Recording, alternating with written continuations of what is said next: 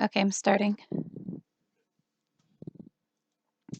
Good morning, and thanks for joining me. Today, I'm going to do a quick video and show you guys how to do a fleece throw and cover up the backing. And I'm doing one for my brother, so he's my brother. The colors don't really matter, but you might want to be a little bit better about color coordinating your backing. All right, so this is just a quick a fleece throw that I picked up at our local store called Weimar. It's just like a little local mini kind of box store. And I have my patch of fleece, some fabric scissors, and top and bottom thread of the same color. Okay, that's really important when you're doing lettering and stuff like that because sometimes it pulls your bobbin thread through, and you want it to be the same color just in case. Okay, so here is the clear Sulky Solvy, and it's a film that you can put over the top of your stuff for the satin stitches, and I use the black garden fabric from the box stores as a stabilizer for dark things and for anything that I'm using to play with. It's so crazy cheap just to be able to buy it, so I use it all the time. You're welcome to use any kind that you want. I would recommend using a tearaway or a cutaway. If you're going to be doing the back of this, do the cutaway. If you're not going to do a backing on it, then use a tearaway and, just try to get as close as you can very gently. Cut it first and then, do the tearing at the bottom. Okay, so here is my machine, and I went ahead and put the black bobbin in the bottom and I threaded the top, and it says on it, the carriage of the machine unit will move, of the embroidery machine, it will move. So you want to click OK. So you want to do all this before you try to load anything or, put your machine on, or put your hoop on. So here's my hoop on my machine, and I have a Brother SE425, and it's just an extra CD difference from the Brother SE400. All right, so you just want to make sure that your hoop is clipped in there and it's not bouncing out. And you're going to go to your main screen and we're going to click the Shapes button. And inside this Shapes button, it gives us all kinds of stuff. This is also, I'm going to show you guys how to do applique with this as well. So I'm not in this video, but in a further video. So I'm going to click the square because I just want it to be a big square. And I'm going to go over to number 10 and I'm going to click this one. This is just a regular running stitch, okay? And I'm going to go to adjust and I'm going to make it as big as my hoop can handle, okay? So I'm going to go to the layout and then the next one is going to be size. And so you just click on size, and then the next screen that comes up will give us an option for bigger or smaller. And we're going to go ahead and click bigger. And you just hold on to it. You just push down on it until it gets all the way to the top, or you can keep going beep, beep, beep, beep, beep. Either way it works. So max it out, and we're going to put a little, what we call a die line. So we're going to press play or press start, sorry, on your machine, and it's going to print out a little die line. And that's going to show you where you're going to want to put your material because we're going to do something called floating. Floating is where you don't hoop your fabric. So I'm going to take some double-sided sticky tape on the top and the bottom and pins on the side. On the top and the bottom, it's really far away from the area where the needle goes, so you can put your tape up there. On the sides, I want to pin them because my needle will hit the ones on the sides. It stays closer to the sides, and I don't want to sew through that goopy, sticky tape. So you just put your tape down, the sticky side down, and you rub it, you give it a nice little uh, scrubbing, and you push it down really hard, and then you peel the top off, and that leaves you with your double side.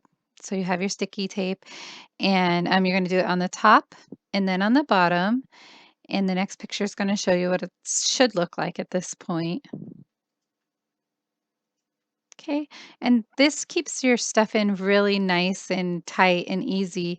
Doesn't let it shift around at all, and you can just pull your fabric right off of it at the end. It doesn't leave any residue or anything like that, but you don't want to have it on the sides. So we're going to take from this point, we're going to put our fleece over the top of this, and we're going to tamp it down really nicely, just kind of push it into the sides. And then we're going to take our pins and we're going to go as close to that right, you know, all the way over to the right and all the way over to the left. You're going to go as close to those corners as you possibly can um, on the sides. So what I mean by corner is where the stabilizer meets the side of the hoop. So that's going to be a little 90-degree corner. You want to get your pin in right there on both sides. You want it to be as far away from the sewing field as possible.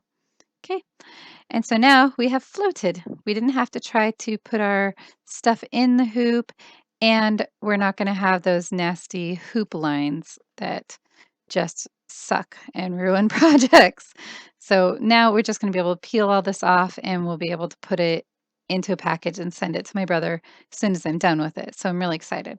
So once we've got that hooped up, we're going to go smaller. We're going to keep it to 9 by 4 instead of 9 by 9 so that it doesn't hit our needles on the right hand side.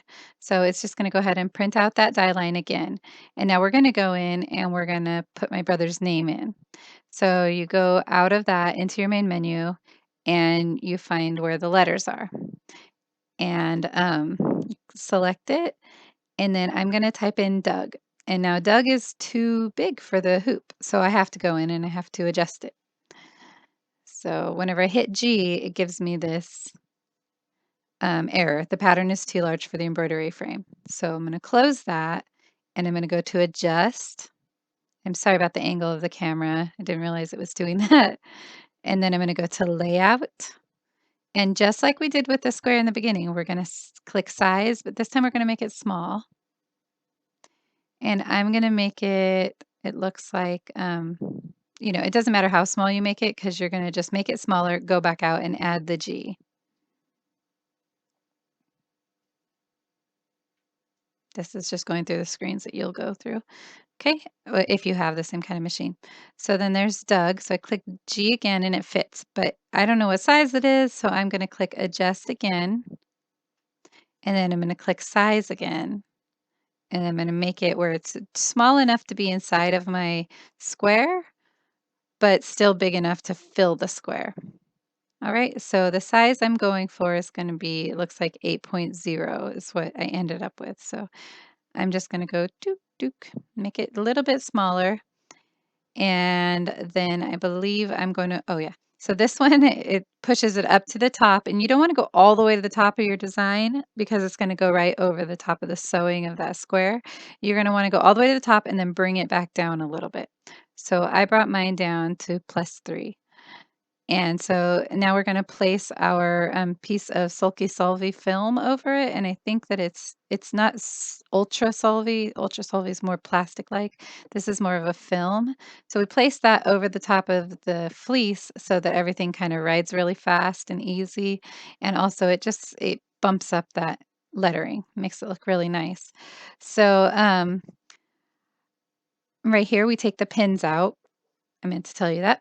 We take the pins out at this point because we're going to be we're going to be turning this over and we're going to be putting our fleece on it and we're going to tape the fleece on and then we're going to expand that square again. So that's why we remove the pins now. We don't need them anymore. Everything is securely in by placing that square around where we want to put our lettering. So you want to turn it over, put your fleece on, tape the fleece on all around the sides, flip it back over, put it back on the machine, and click the square button. Now, you want to take off that film at this point, and I didn't, and I'll show you kind of what happened when I didn't. It jammed up my machine. So before you go and do this final step, this final square around, take all the film off and, go ahead and do your trimming and stuff on the lettering first, and then come back in and do this. So we're going to go and we're going to basically do the whole square thing again. We're going to go to layout and we're going to size it and we're going to max out the size again. So it's going to give us 2 lines in the front, but this is going to sew on our backing.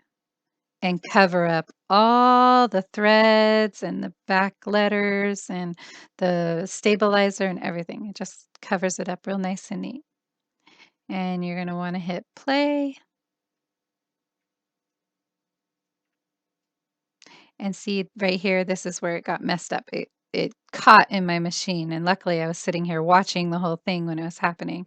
So just go ahead and peel it off first, and then, if you come into that same problem, just gently cut all the stabilizer away from where your needle is. So there's what it looks like once I've taken all the stuff off, but I haven't trimmed yet. And then there's the back. So the back is sewn on all nice and neat. And I'm going to ahead and put a decorative stitch around this again because I didn't like how it looked with just the two. So you can go back into where the squares are and find a decorative stitch.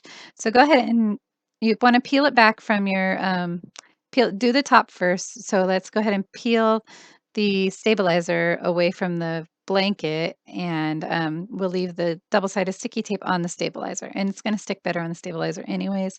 So just go ahead and pull those off, and then fold it kind of in half where you're holding it with one hand and scissoring, and your blanket is off to the right. Okay, the blanket doesn't have to be a part of any of this stuff, but you want to get as close to the blanket as you can because that's where the sewing is and that's kind of the edges. And I'm not that great at that. So I, love to give you guys that advice. But as you can see, I'm not that fantastic of a trimmer. I went ahead and trimmed my edges, my corners too. So I might trim it more, but I also think that kind of gives it that homemade look. And again, like I said, it's for my brother. So it's not that big of a deal. Anyways, here it is all finished up. And I used a piece of uh, another blanket that I had been working on. It did something different with. So there you go, all finished up. I hope this helps everybody. And if you have any questions, please ask. And if you have any suggestions for me, please, please, please let me know. Alrighty, thanks so much. Bye bye.